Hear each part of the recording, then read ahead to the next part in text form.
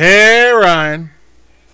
Good jazz is when the leader jumps on the piano, waves his arms, and yells. Fine jazz is when a tenor man lifts his foot in the air. Great jazz is when he heaves a piercing note for 32 bars and collapses on his hands and knees. And a pure genius of jazz is manifested when he and the rest of the orchestra run around the room while the rhythm section grimaces and dances around their instruments. I guess we're going to have to figure out what today's is then, huh? Yeah, and it's time to talk about some Charles Mingus, everybody.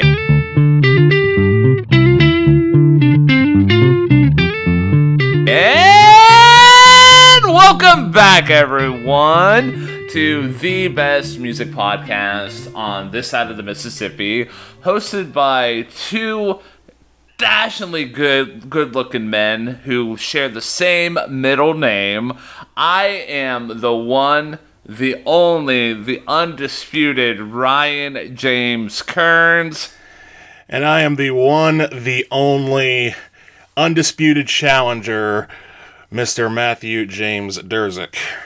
And if you are new to the show here, if this is the very first episode that you're listening to of this podcast, first of all, welcome. Second of all, what me and Matthew do here is every week, me and Matt just take turns picking albums that we're going to dissect. We've been on a little bit of a kick recently where we'll do wild stylistic changes, and I think it's really helped expose us to like many different genres of music. I mean, it's not included in the recent run, but we've covered everything from K-pop to hardcore 80s hip-hop to power pop punk from the early 2000s, and then we shifted to like 80s heavy metal, and now this week we're going to take another stylistic change to the world of 1959, and we're going to be dissecting the one, the only Charles Mingus's Mingus Ah Um. Mingus Ah Um. And this is coming from an era that I think is really unrivaled in jazz. Just an absolute, within the 2 years of 1959 and 1960, countless albums were made that have been seen and still are seen as pillars of jazz. Breaking out of the traditional usual stuff that had been pervading throughout the 30s, 40s, and early 50s to something that would come to define the genre for really the next several decades. Yeah, and jazz has always been one of those genres of music that, especially around like this time where you get the experimentation, almost bleeding on the edge of chaos without going full, like, free form with like what Miles Davis did with Bitches Brew, or like anything that John Coltrane did later on in his career, that it's bleeding on the edge of chaos, but it has enough creativity and enough compositional elements along with great melody and great performances that have always really attracted me to the genre. But outside of a few albums, I've never really took the time to do a good deep dive into one of them. So I'm glad that we were able to do this album here today. I am too, and this album from bassist Charles Mingus, which is an interesting thing in of itself because most band leaders of that era were usually a more front-pushing instrument, whether it be, like you say, Miles Davis on trumpet, John Coltrane on saxophone, even going back to when you have Glenn Miller, who was doing his thing with his orchestra. Bass is one of the background rhythm instruments. So for the bassist to be sort of the lead here, it kind of makes you wonder what exactly we're going to be getting into. And understandably enough, what we're getting into is something that really had not been heard in jazz before. Yeah, I can't wait for us to dive right into this album. So you ready to kick it off with "Better Get It in Your Soul"? Better get it in your soul. Let's go. So right away we get a nice. I don't want to say for lack of a better term, I'm going to say it's like almost like a flex on Mingus's compositional strengths, where it starts out with this nice like smooth bass, like free blues feel, and then the rest of the rhythm section joins in the drums of the piano, and then the trombone almost completes that intro, and then we go into a more traditional, oh, here's the melody, and here's what the song is what more people are accustomed to with listening to jazz. So right away, we get hit with like an excellent intro, an excellent melody. I'm already here for this album, man. Oh yeah, yeah. I'm right there with you. I agree with that. The intro is fantastic. It just builds layers and layers. It starts with Mingus's bass, then you add the piano, then you have this sort of shofar-like trombone in the distance, sort of calling in the troops to start the main melody. And the main melody is just bizarre for all the right reasons. In my notes I have, it's complex but not lacking in buoyancy, which is to say, this sounds difficult and, to a degree, much more complicated than it has to be, but it still sounds fun as all hell. It sounds fun. This whole track is fun. It sounds like a party. Yeah. And it's just amazing, really, how this sort of mixes the traditional format of, jazz that had been up to that point with, these complex melody lines and the gospel shouts throughout the entire record. Well, this track at least. Really a phenomenal starter to this album. When you're talking about the gospel shouts, you're talking about the guy that you can hear faintly in the background being like, "Oh yeah." Mm-hmm. That's exactly what I'm talking about. Oh my goodness! I love that aspect of it because you can tell with those background shouts, how this album was recorded, this track specifically, even it wasn't oh hey, how most recordings are done nowadays, where it's just hey, we focus on this instrument. No, this was a live recording, and it works out so well. So a couple of the notes I have here. So I love how the first solo goes off. It works really well and pays off even better when the trombone comes in to add another underlayment to it. It's a lot of the solos off this album aren't your traditional oh hey, there's a nice little underlayment and then you have the horn player just going off.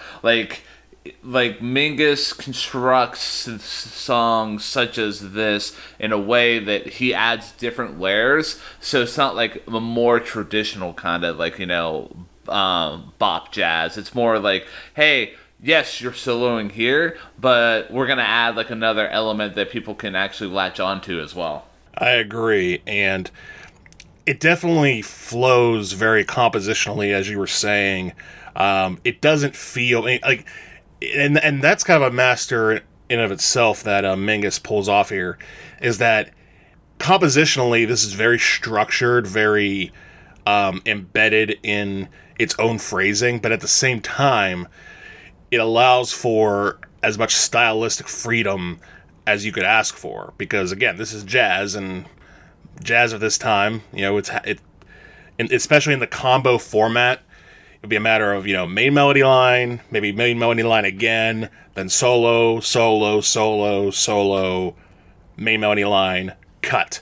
So that's basically what happens here, but it happens in such a unique way that sort of defies all of the traditional melody lines of the past. And again, it's a really fun track. It is a phenomenal piece of music. And if not for personal biases, I would say it's the best album, or best track on the album. I would put it up there, probably maybe close to my top three. I'll have to review that when we do the wrap up for the episode. But a couple other notes here I have off this track.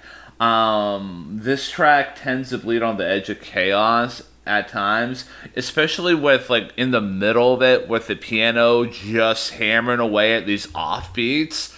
Like there's so many instances in this album and like this moment specifically where the backing band, if you really zoom in on them, like they're adding such a nice, interesting dynamic to it that elevates the track as a whole.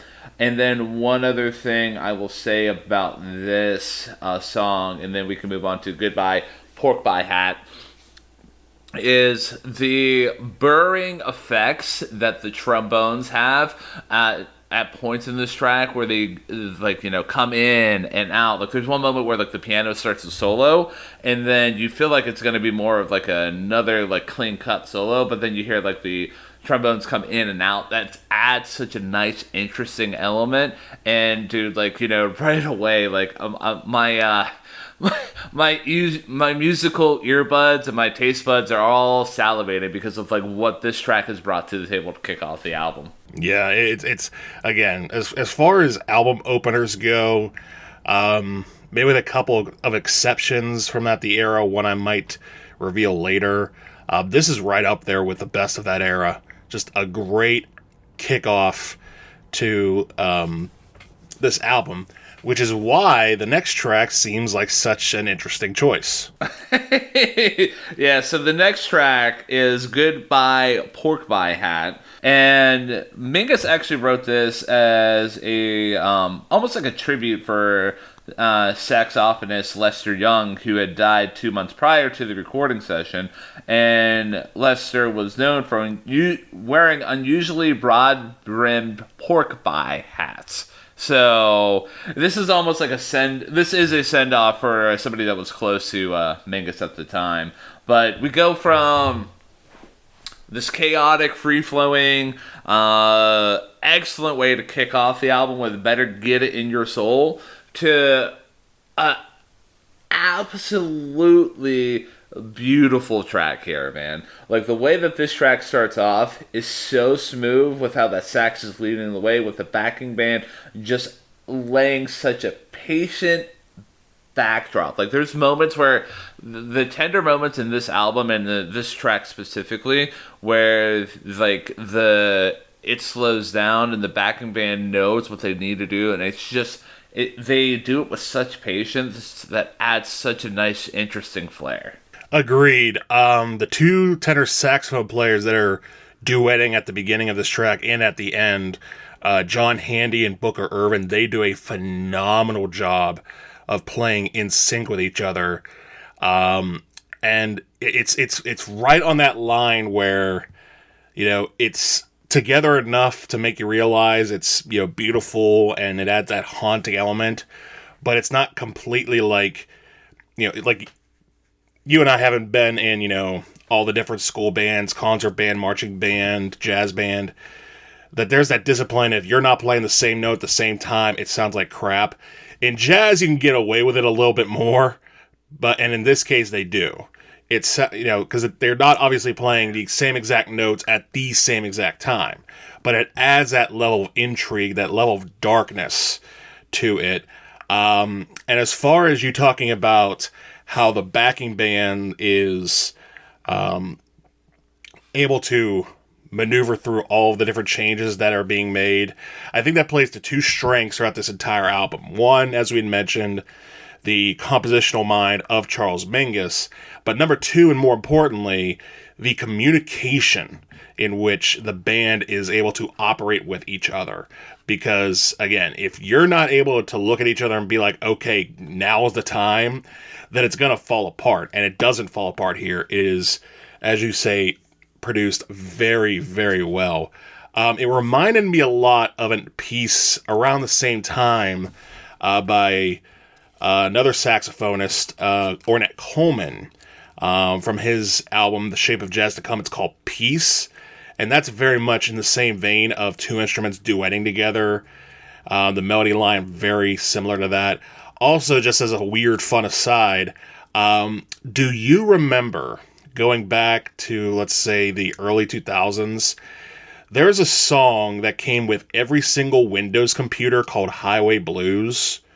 Do you remember that at all? Like, if you logged into Media Player and was like, oh, Negative, man. I've never. Yeah, that doesn't ring any bells for me. Okay, well, for anyone who's ever opened Media Player during the Windows XP era, Highway Blues is a song, I believe, by Mark Seals that also has that same vibe. And I was thinking, oh crap, I remember this song now. Why is this coming back to my mind? But Peace by Ornette Coleman is the more acclaimed, I suppose, of the two. But Goodbye Pork Pie Hat, I think, even exceeds that. Again, it's a slower, smokier tune. Like, you could just envision, like, this band playing in black and white at some nightclub in New York City, this song. Another song I was kind of thinking of at the time was Naima by John Coltrane, a very slow sax ballad, delivered with tenderness. Again, another really, really, really good track. So one thing I'm gonna piggyback off of you on, I'm gonna add one other note, and then we can move on to Boogie Stop Shuffle. So you talk about like how like the backing band was able to communicate with each other, and without even really looking at each other, and that's a true testament to like how well like these three players were like just that skilled and how much they were in sync with each other. Like there was moments in this track specifically that I noticed that they're all doing different things, but it works out so well. Like they're not playing off of each other deliberately, like how you can tell like in like other tracks that like like not only in jazz but like just like in like other genres where like, hey, they're deliberately doing this because it matches up with the drums or the guitar or the bass. Like if you take each one of those lines at certain moments in this track, it can easily be a foundation for the for another track by its own right. But and the other note that I have about Goodbye Pork Pie Hat was, whenever that solo goes off and the flutter tongue occurs with that that tenor player, oh my goodness, my heart started to soar. I'm like, flutter tongue for days, baby. Yeah. Again, it's definitely a stark contrast to Better Get It in Your Soul. Very much a shock to the system if you're just sort of coming into this with a clear mind of what is this album going to be. But again, if you know anything about jazz, this is just a beautiful, lush tune. Another one of the better tracks on the album. Yeah. So that being said, let's talk about some Boogie Stop Shuffle. And we'll flip it over to you for this one, man. Okay. So for the first time in the history of Hey Listen to This, I am going to talk about a track that I've actually had the experience of playing. So, as I had mentioned a little bit during Pork Pie Hat, you and I were both in the likes of jazz band and marching band and concert band throughout our high school and college careers. In high school, especially during my senior year, this was one of the songs we played, Boogie Stop Shuffle. And this song is, much like Better Get in Your Soul, a lot of fun. But it is not an easy song to play. And you can hear it in the tune itself. It is a frenzied, hellish shuffle of a song. The hi-hat, or well, not even the hi-hat, the ride cymbal work by the drummer on this track, or on this album, I should say, which is Danny Richmond, is just insane. Just a and you're just thinking, how can a human being possibly play the cymbal that fast? And not only that, it just keeps on going without really stumbling. And this is a very fast song. It's a very powerful song as far as just, again, the discipline of the players. The piano line that sort of is this take on blues. And in a sense. I mean, I think it's a whole lot of fun. I think the stellar work of the drums, the piano, the tenor sax solo in the song are fantastic. With the horns, how the horns do the cupped sort of wah wah wah wah wah wah wah is a nice element to it. Again, this is very much a song that is sort of gone through the rounds of high school and college bands, and for a good reason. It's a lot of fun to play and also a good challenge for any teacher that's like, hey, you really want to kick things up a notch? Pull this one out. Yeah, absolutely. Like, you covered a lot of the notes that I had for this track here. I especially said, like, I love the wah-wah parts toward the end of the track that you literally just mentioned, so great job with that. Like, the piano line that you're mentioning, I love how that began with, like, how the track really just kicks off with, like, the horns doing the line a couple times over, and then it just switches into the piano part. And that just is the foundation for the rest of the track. And just, you know, I really love this track as a whole. The solos are really nice. And I love how, like, an underrated contributor in this album here as a whole, and specifically this track, is the piano player. I really was attracted to him for some reason, because there's moments where, like, especially in this track here, where right before he goes off into his solo, he's just going wild with, like, how he's playing, and it pays off so well, man. Other than that, like, I'm glad that the drums had a solo, because it is so well deserved based on, like, how well like he was able to keep it in the pocket and keep up the tempo and keep the focus in this track here. Overall, like, you know, I love this track. I love how there's some compositional elements where that line gets shifted throughout the whole track. And again, I can't say enough nice words about the piano player himself. Yeah, again, the piano work on this song is fantastic, as are the drums. I mean, again, the whole band is communicating well with each other, which is very important on a song this fast and this articulate when it comes to where the notes go. And because, I mean, I talked about playing this in high school, but could you really imagine, you know, most high school bands playing a song like this the way it was, you know, originally conceived?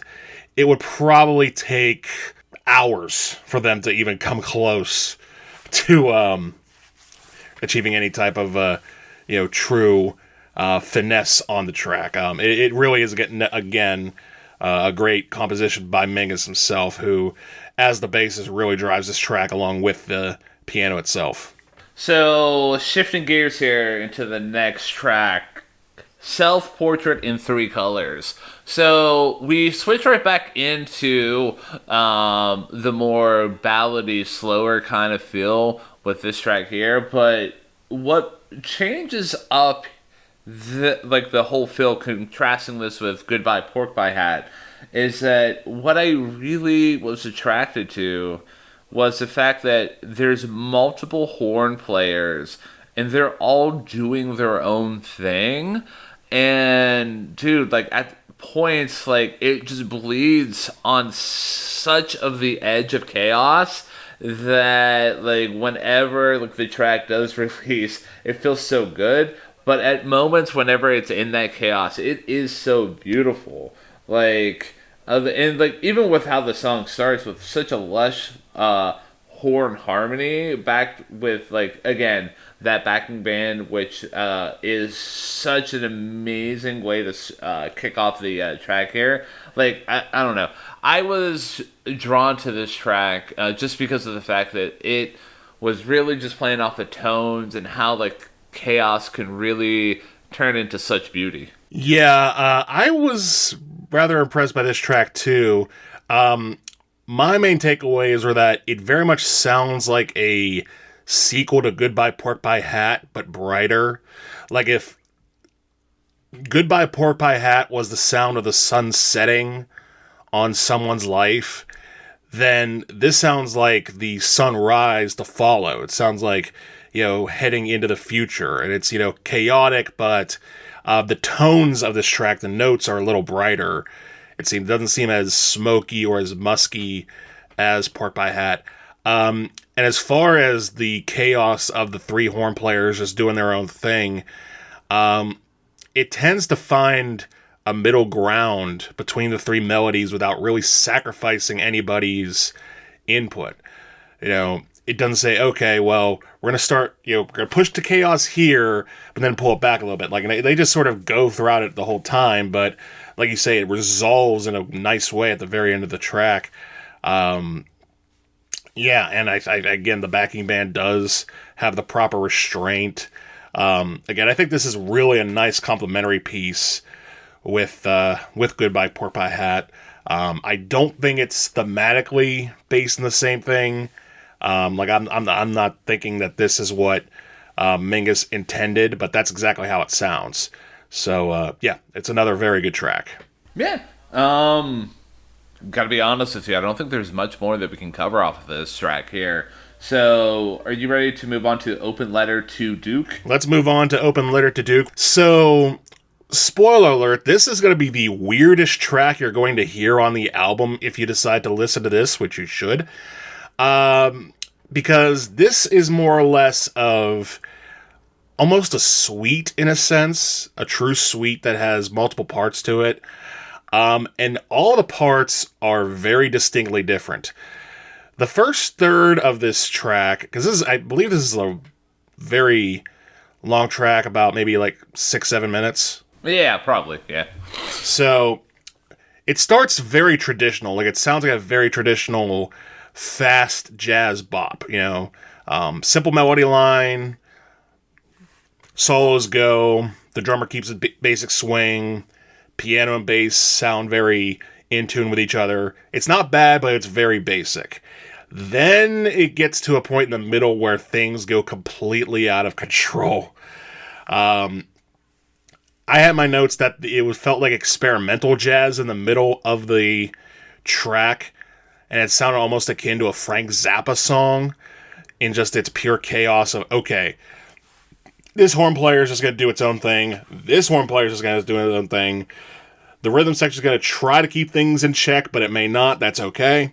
If you listen to any type of like weird Zappa, like Toads of the Short Forest, this is the kind of chaos it's leaning towards. Not quite as chaotic as Toads of the Short Forest, but very much rooted at level of, okay, we're completely switching things up, and now you're not going to know what to expect.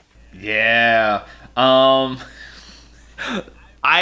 all here for the chaos and how like it just has multiple switches, like switch ups. Like I thought whenever it like just grinded to that slower part, more like experimental side that you were just talking about, I thought that was just gonna be it, man. And I thought it was like, oh, okay, hey, nice switch up. Hey, look at Mingus flexing again with his compositional strengths. But then it kicks right back up. Like I am all here for that.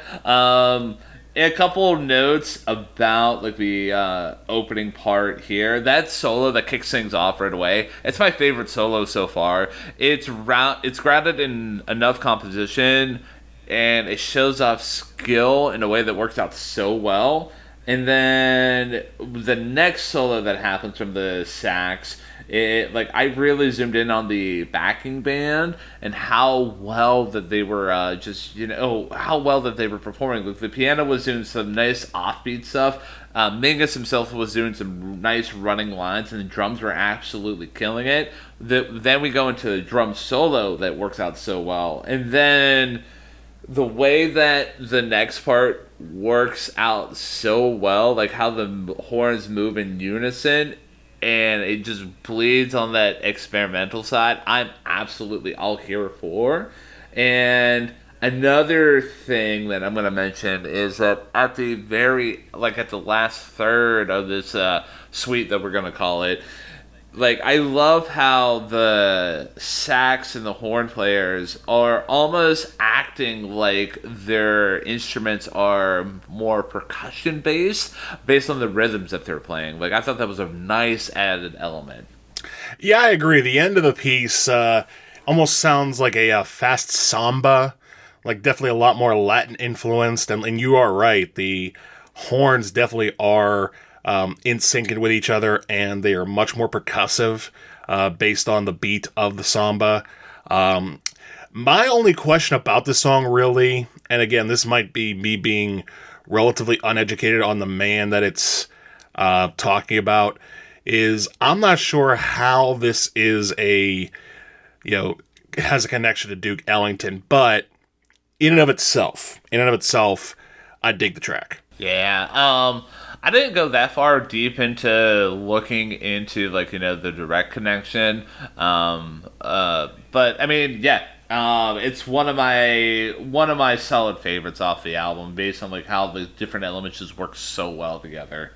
So that being said, Bird Calls is the next track off the album, and the way that this track starts out with such a chaotic opening with the horns just weaving in and out of each other, it works out so well. Like, there's points of tension and harmony that just works so freaking well. And then we go into like the main like melody. I'm digging what the sax solo is bringing to the table, and again that backing band, like I feel like this might be the way that I've been talking about the backing band in this episode here with this podcast is going to be very similar to like how I was talking about like Tina Weymouth in the Talking Heads episode. But I mean, it is what it is. Yeah, I really like this start to the track too. I agree with full chaos. Oddly enough, it being Bird Calls is not a reference to Charlie Parker, I found out. Even though that's usually the imply. Anytime you see the word bird in the title of a jazz song, it's like, oh, it's about Charlie Parker. But it's not in this case, and Mingus said so himself. But I do like the sax duo at the start.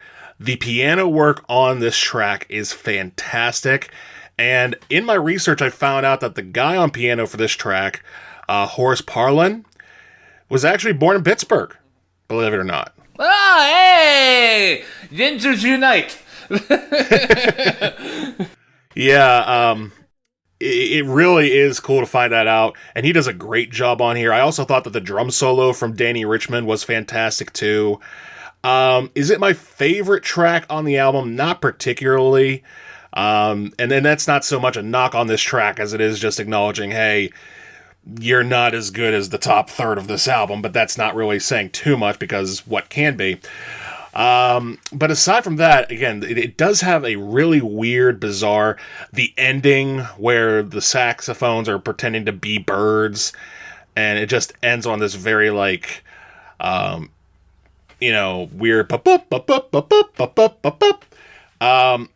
kind of similar to the sense on the way the Beatles ended, You Know My Name, Look Up the Number. And if I were to compare the two tracks, I'd probably listen to this one first because that's one of the worst Beatles songs ever. This song is just a very solid Mingus piece. Yeah. I'm not much else to be really said about this. Like, yes, I would agree with you that it's not one of my favorites off of the album.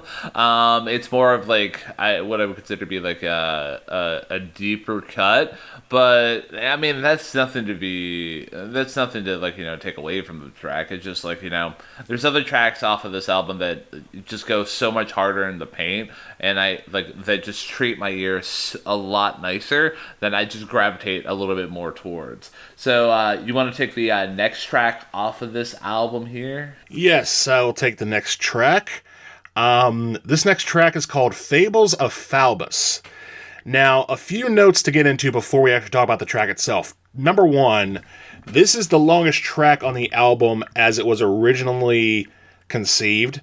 For those who might be wondering, the original length of this album was probably around like 47 minutes, and it cut a lot of solos and pieces out on the original vinyl version. And when these tracks were restored, I think it was 1971 or sometime during the 1970s, it edited everything back in, so the tracks were longer.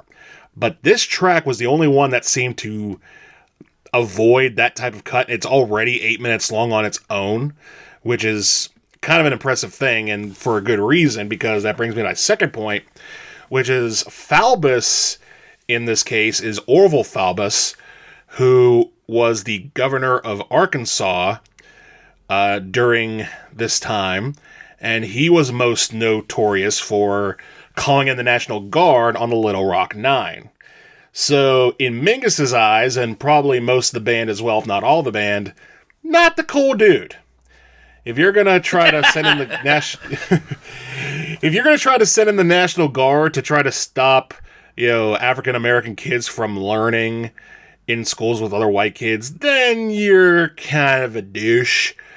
So this is a track dedicated, quote unquote, to Faubus, and starting off, it sounds very weird. It sounds kind of quirky, almost like it would be the theme song for a detective show around that time.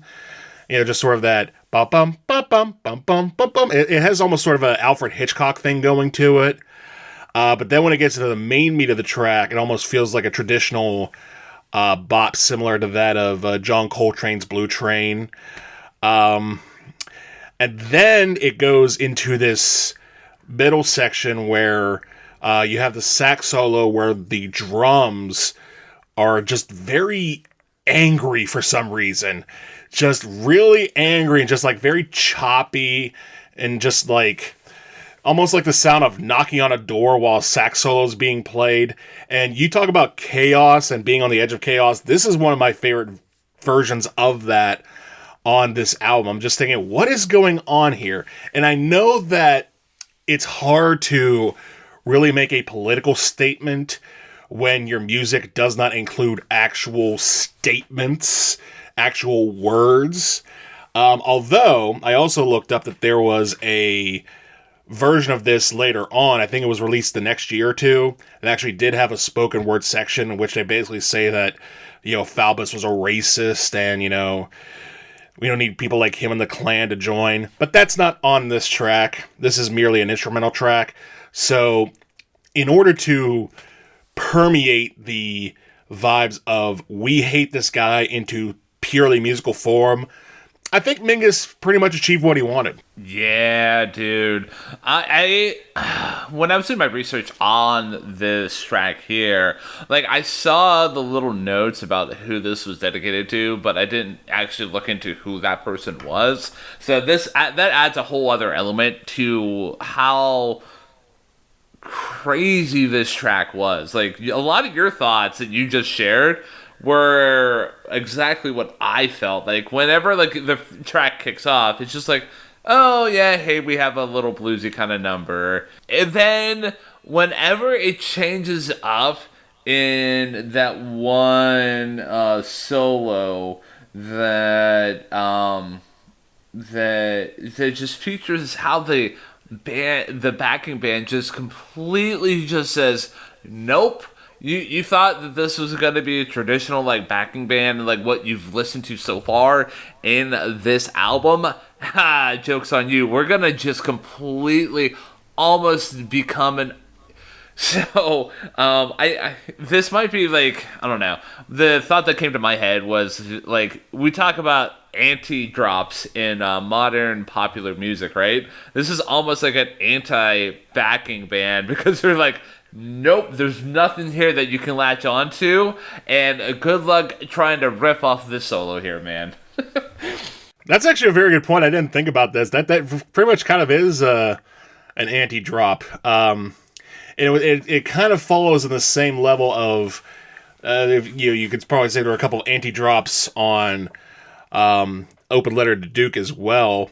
One other note I have about this track in particular is that we've talked the whole time about Mingus as a compositionist, or a composer, I guess is the actual word that would be used there. But his compositions are stealing the show here. But oddly enough, on this track, we actually get a solo from him on bass, which is a very nice solo. Yeah, like whenever that came on, I was just like, oh, hold on, checks notes. Oh, yeah, this is the first time we're hearing Mingus solo off this in this album when we're almost done with it. Holy cow, man!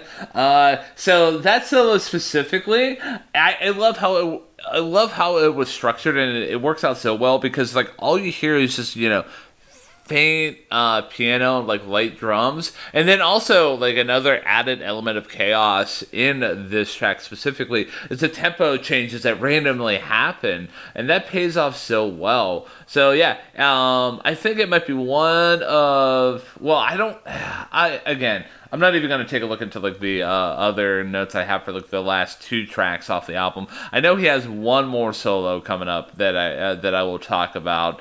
But yeah, overall solid track. So this is going to be another contender for my top three because of just how well it's composed and even like the underlying message behind it. It's really an awesome track, man. I agree. It's a very awesome track. One that does provide a lot of context and really does teeter on that edge of chaos that, as you've been saying, is sort of, present throughout this whole album. That being said, the last two tracks sort of steer away from that chaos, and we'll start with Pussycat Dues.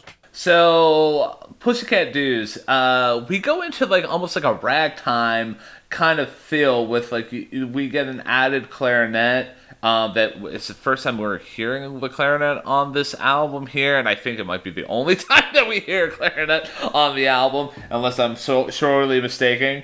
But yeah, overall, like it's such a nice, like, fun kind of feel to start out with. And then a moment that I realized that added a nice little contrast to it was when the trombone solos.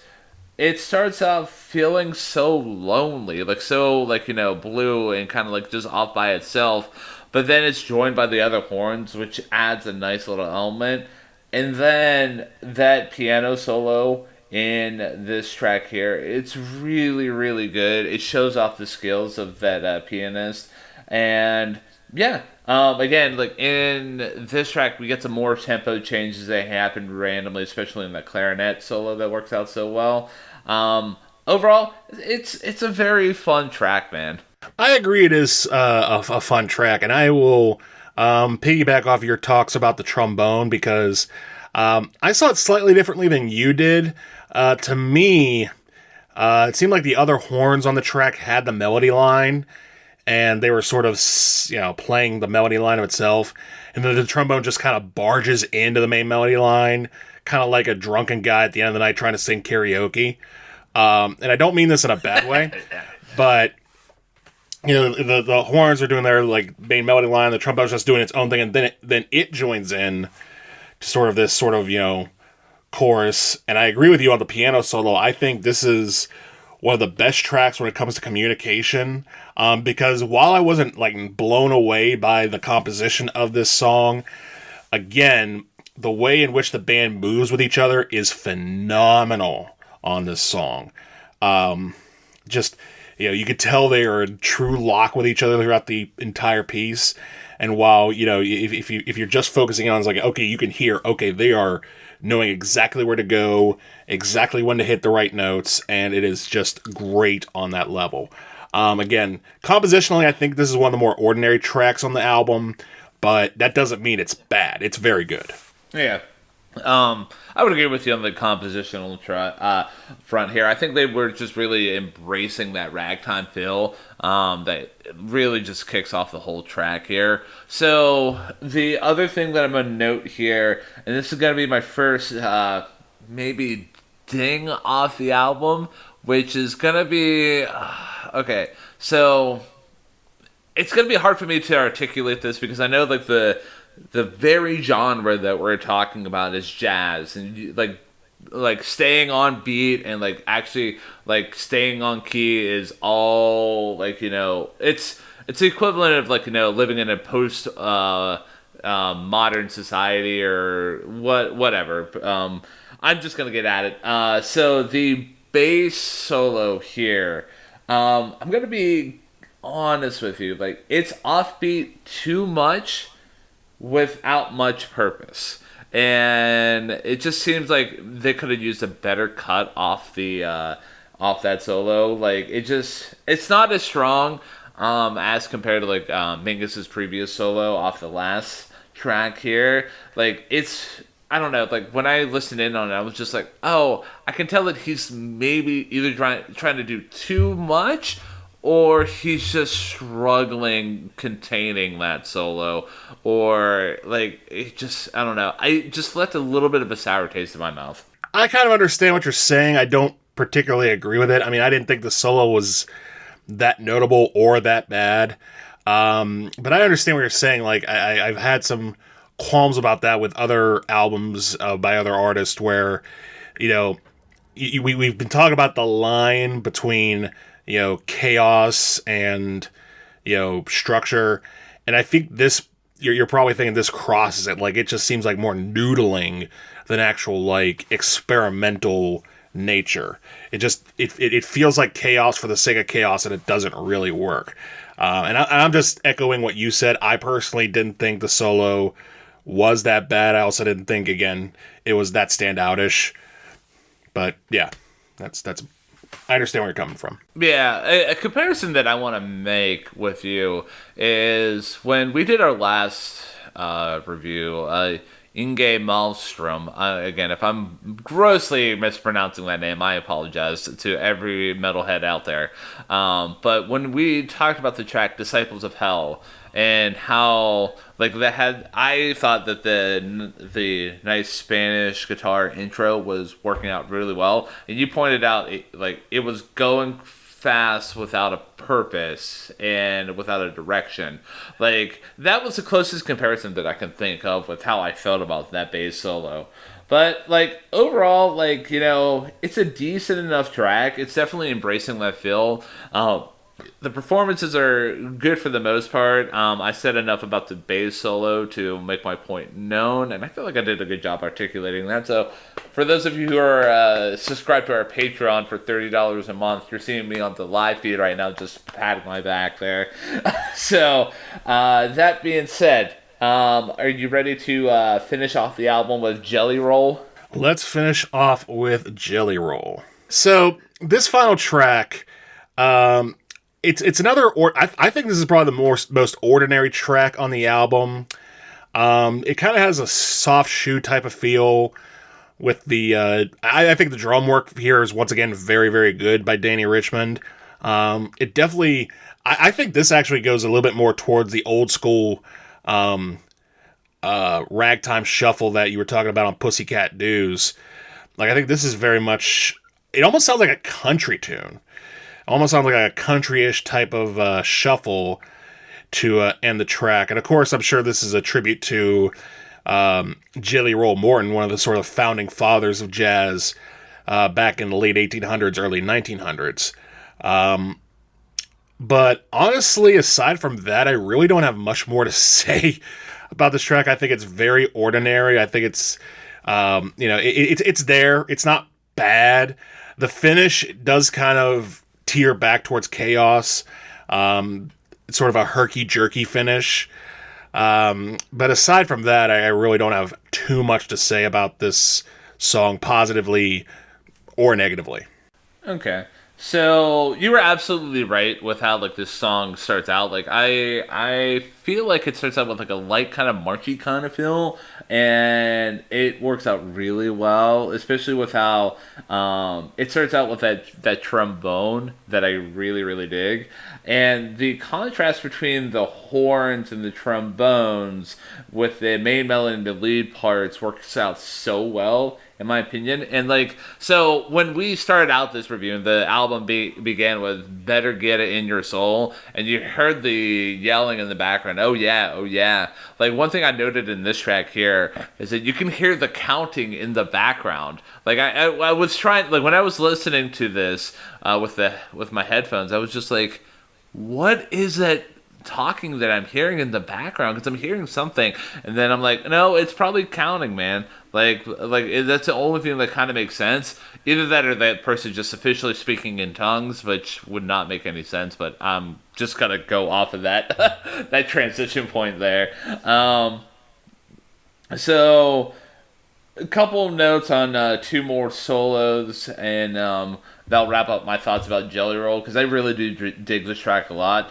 The piano solo on this track, we talk about like how many different styles that the pianist has brought to the table, where it's either doing like offbeats or like just really mimicking the compositional lines really well and laying down such a nice foundation for several tracks out this album.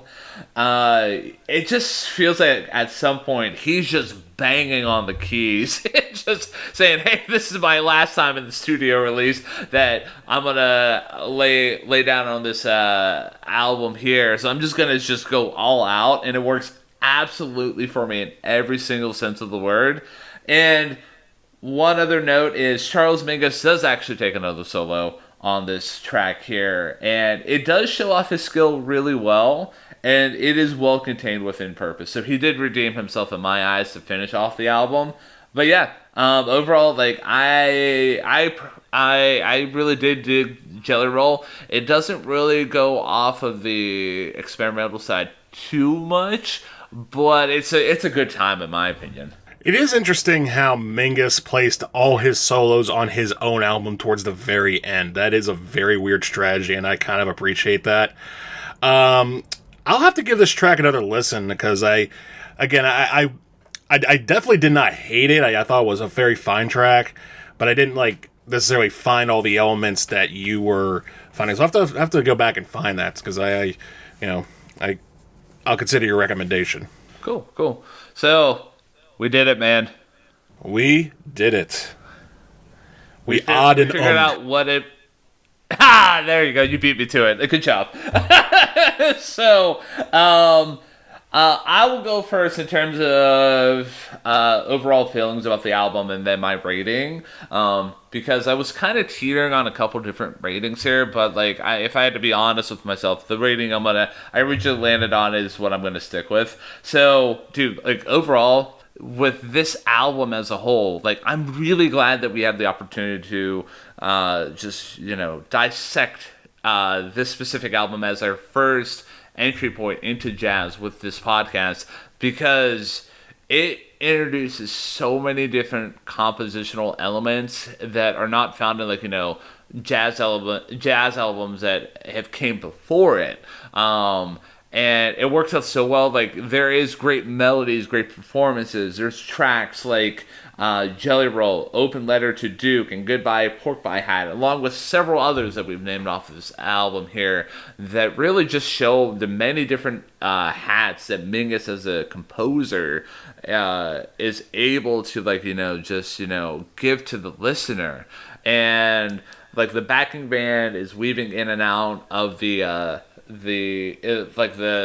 tracks in the album, that they are really a true highlight for me. The only thing, again, that did ding this album for me from giving it a perfect rating was that bass solo in Pussycat Dues, which is unfortunate, but I mean, if I had to be honest with myself, this album has helped me change my way that I view and listen to jazz, and like how I'll take it going forward. But I would be lying to you if I were to tell you that this is a perfect album, because it is not. So that being said, I'm going to give this album a solid 9 out of 10. So I'm going to quote a man by the name of Jack Holtzman, who was the founder of Elektra Records. Back in, I think, the early 2000s, they did a documentary on the Doors' first album, and while I don't necessarily agree with the assessment that he gave to it, I'll quote him by saying, the definition of a perfect record is a record in which you don't want to change a single thing. And realistically, that's kind of how I feel with this album, looking back at it in retrospect. Like, my only qualms about it is that the last two tracks don't live up to the chaos and the beauty of the first tracks off this album.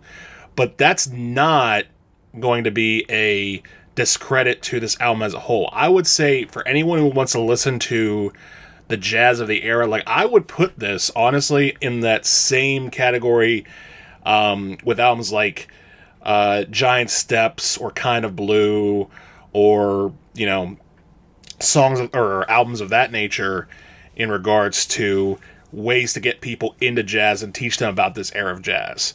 So, believe it or not, I am going to give this a 10 out of 10.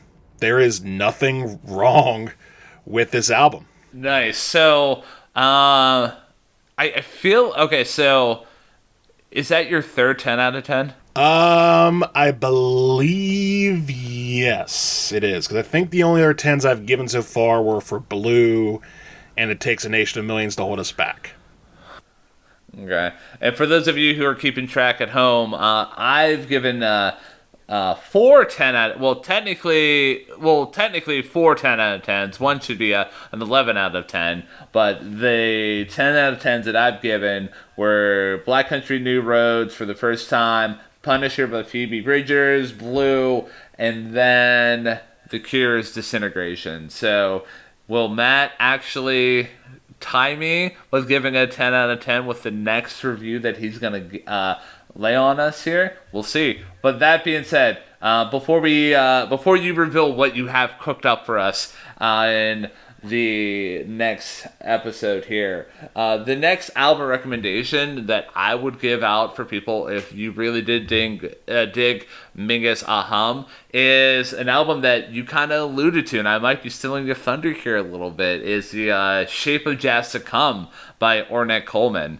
Another solid jazz album that does have those moments of beauty and bleeds on to moments of like kind of chaos. And yeah, other than that, I mean, it's a solid jazz album. I haven't really dissected it to the point of like Mingus Ah Um, or like the only other album that I can really say that I've dissected jazz-wise would be Kind of Blue, but that's because I wrote a college paper on it. But yeah, solid recommendation there in my opinion.